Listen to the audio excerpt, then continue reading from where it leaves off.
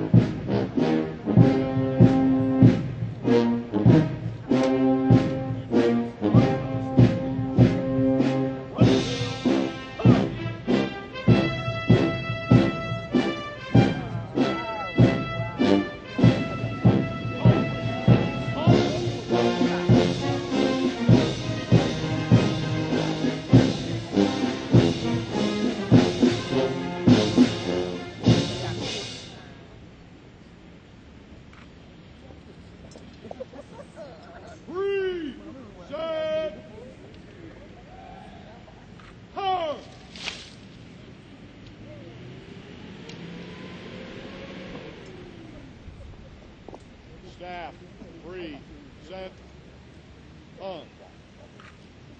Staff, order. Order! Hard!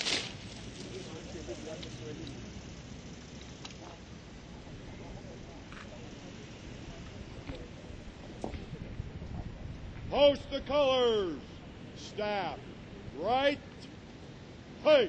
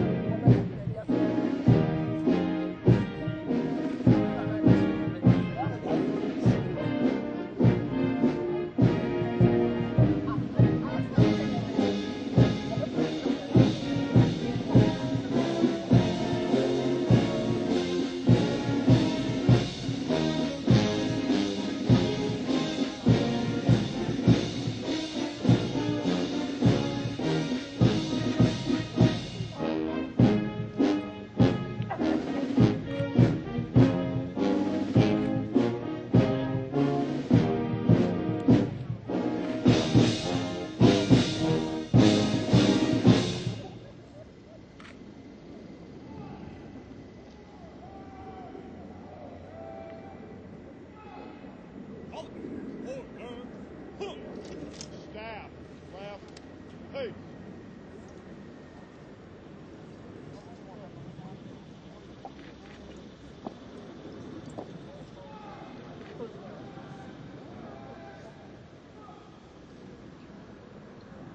Halt, ready, hunt.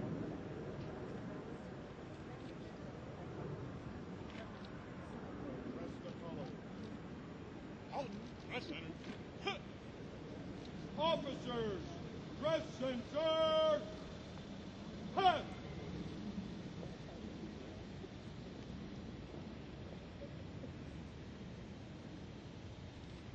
Halt, ready, hunt.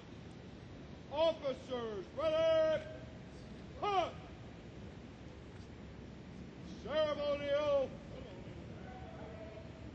and peace. Halt, stand at peace. Staff, ceremonial, At peace.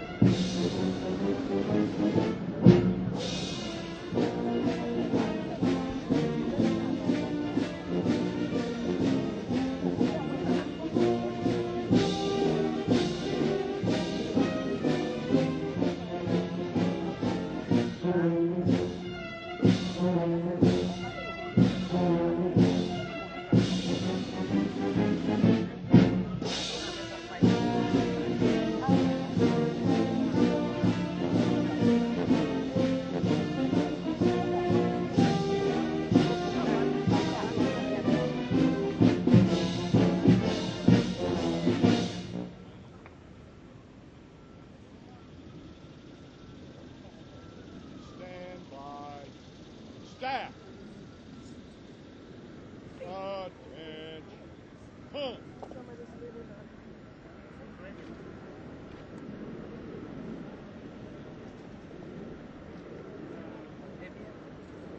Honor. Guard. Attention. Huh. Ceremonial. And peace. Peace.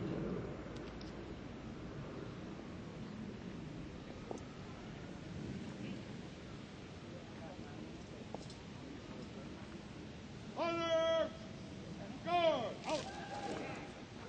Attention. Huh.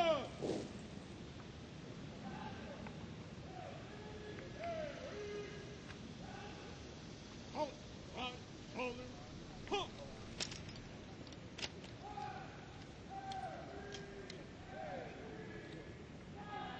All right. Ready. Cut. Three. Set. Huh.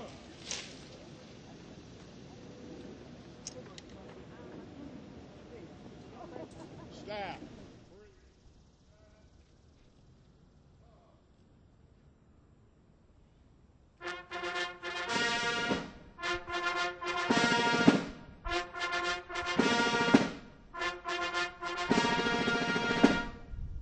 Ladies and gentlemen, the President of the United States and Mrs. Laura Bush.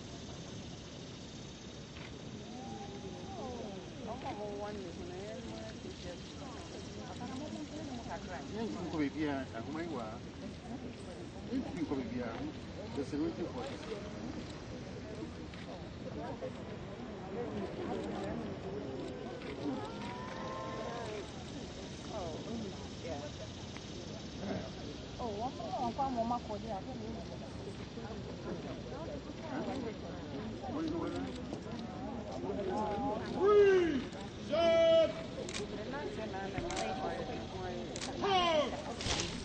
Ladies and gentlemen, the national anthem of the Republic of Ghana, followed by the national anthem of the United States. Three. Set. Huh.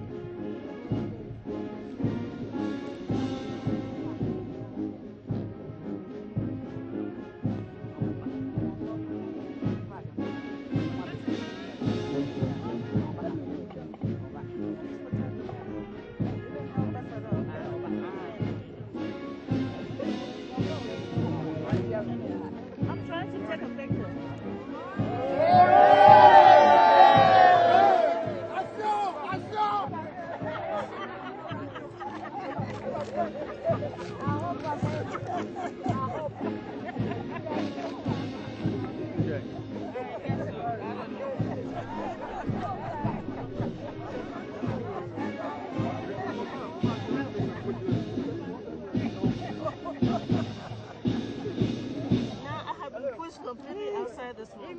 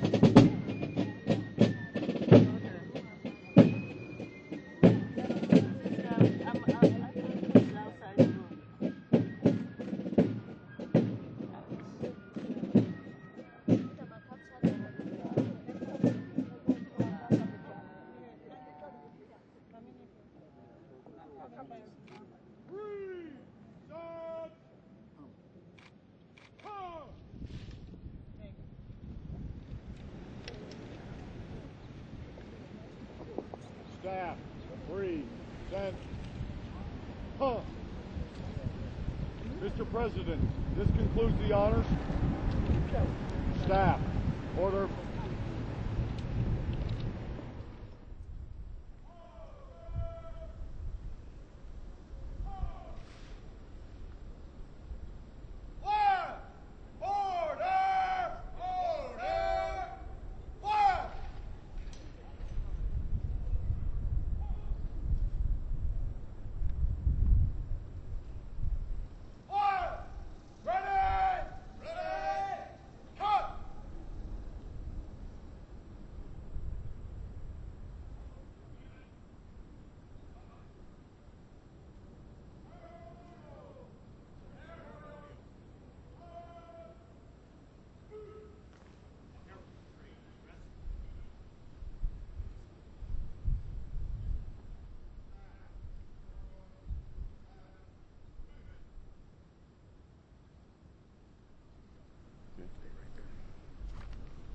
Good morning.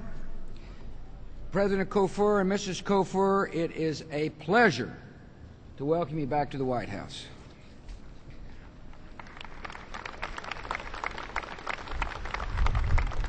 The American people are honored to receive Ghana's official delegation, and Laura and I are happy to host two good friends.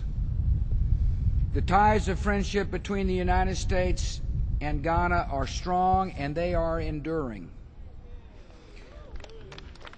Many American citizens trace their ancestry to Ghana.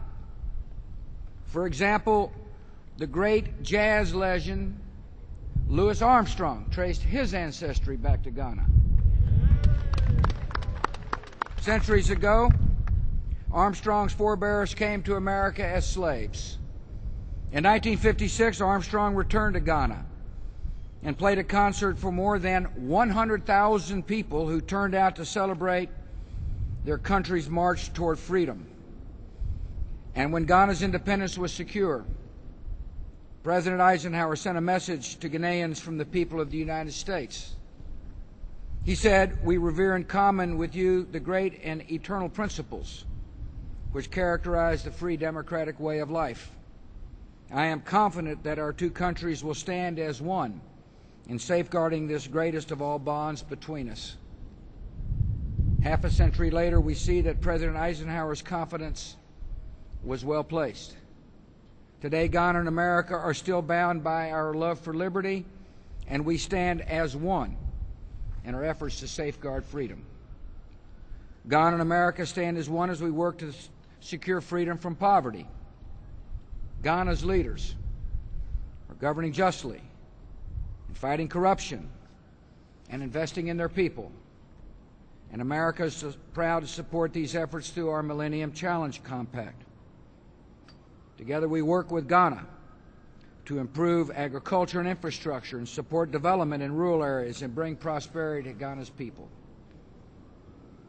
We have worked to promote free trade as a powerful engine of prosperity for both our countries. Last year, trade between Ghana and the United States was valued at more than $600 million, an increase of more than 55% since President Kufuor and I took office. Ghana and America stand as one in our work to free people from illiteracy and ignorance. Through the Africa Education Initiative, Ghana and the United States have partnered to provide thousands of scholarships to girls. We've trained teachers, and across that important country, schools are being renovated, textbooks are being distributed, and Ghana's children are looking toward a brighter future. Ghana and America stand as one in our work to free people from disease. Together we protected hundreds of thousands of people from malaria. Starting this month, Ghana and the United States will begin distributing medicines to about 8 million people as part of a new initiative to combat neglected tropical diseases. Ghana and America stand as one in our work to promote free elections. Ghana is now in the middle of a lively election season, marked by spirited debate and close-fought contests, which sounds kind of familiar, Mr. President. Whatever the outcome, Ghana is showing Africa that democracy is not a challenge to be feared, but a sure path to prosperity and peace. Ghana and America stand as one in our work to promote peace. Ghana is a vital partner in our efforts to resolve the crisis in Darfur. Ghana has more than 3,000 peacekeepers serving around the world, from Liberia and the Congo to Kosovo and Georgia. President Kufuor, your country is a model of entrepreneurship and democracy and peace on the continent of Africa. We are grateful for the warm friendship your nation has shown ours. When Laura and I visited Ghana this February, we were touched by the gracious hospitality shown by you and Mrs. Kufuor. Thousands of people lined the street to show their gratitude to America. One shop even painted the colors of the American flag. I hope their business went up. I was moved by your decision to name a new road the George Bush Motorway. Maybe next time I visit Ghana, I can see that motorway without stopping a lot of traffic. What inspired us most on our visit was the incredible energy and optimism of Ghana's people. I will always remember the Little League game in Accra, played between children from local churches in a local orphanage. As each young batter stepped up to the plate, we heard about their plans for the future, to become businessmen or doctors or astronauts or even a fashion designer. One after another, we saw children confident of their place in a free and prosperous Ghana. Mr. President, I congratulate you on the progress Ghana has made under your strong leadership. And on behalf of the American people, Laura and I are honored to welcome you and Mrs. Kufuor to the United States. May God bless you, and may God continue to bless our great nations. Mr. President.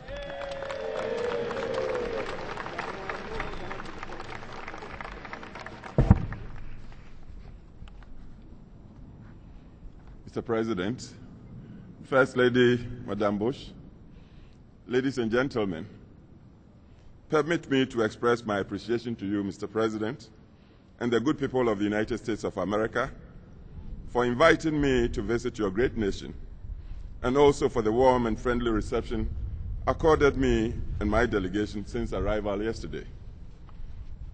I recall the visit you and Mrs. Bush paid in February this year to Ghana, and its significance in lifting the already cordial ties between our two countries to an even higher level. Your government's continued support for Ghana's development efforts is exemplified in many aspects of our national life. Specific acts of U.S. assistance include the following: the African Growth and Opportunity Act, which avails Ghana visa status to export duty-free and quota-free some 6,400 commodities to the United States market. The African Growth Competitiveness Initiative, which supports our capacity development in international trade. The Millennium Challenge Account, by which your government has granted Ghana $547 million to modernize and commercialize agriculture.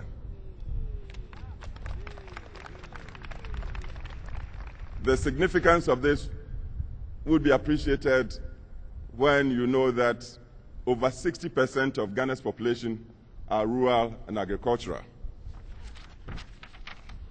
The African Education Initiative, which Mrs. Bush is sponsoring by donating books and other educational resources to promote literacy among the youth of my country.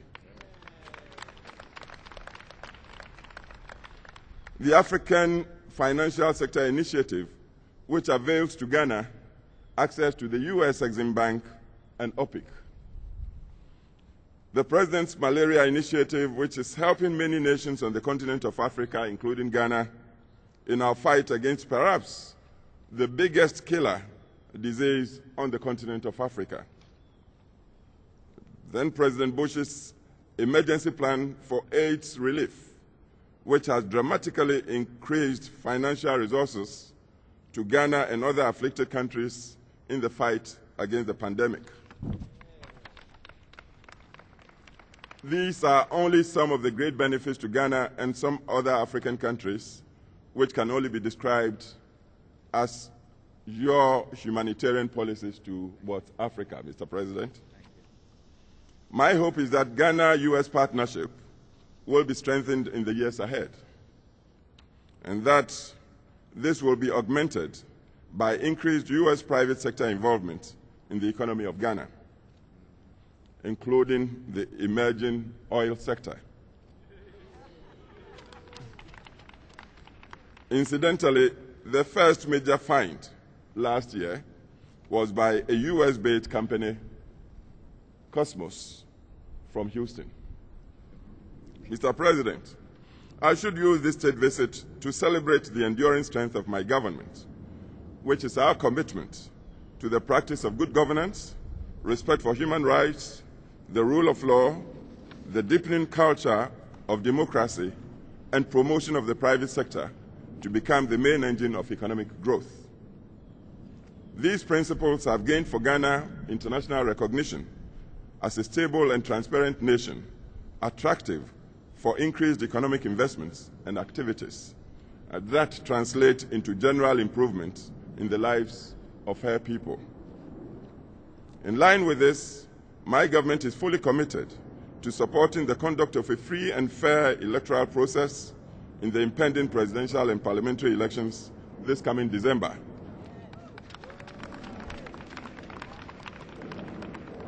To which we welcome international observers.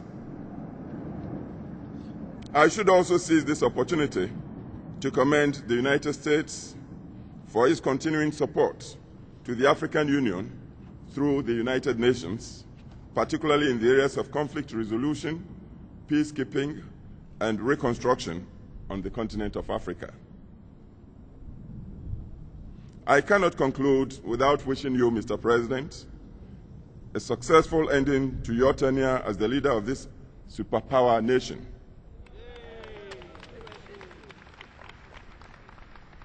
Your tenure has been full of events and challenges, some very mind-boggling and hair-raising.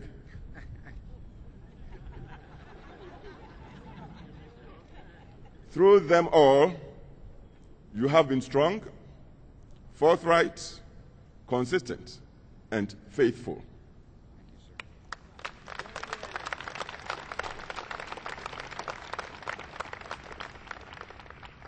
You are a survivor. And my hope is that history would prove kinder to you.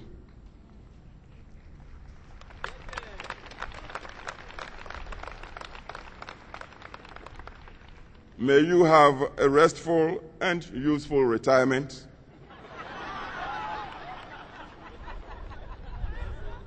Within your society and beyond. Yes, sir. Thank you. May God bless us all.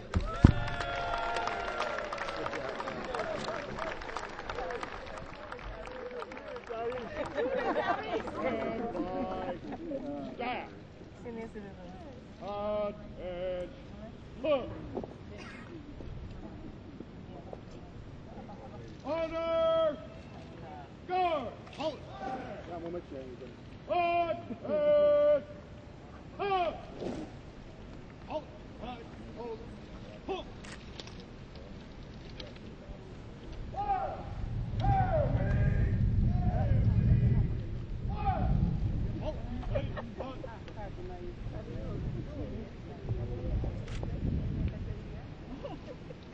Mr. President, this concludes the ceremony.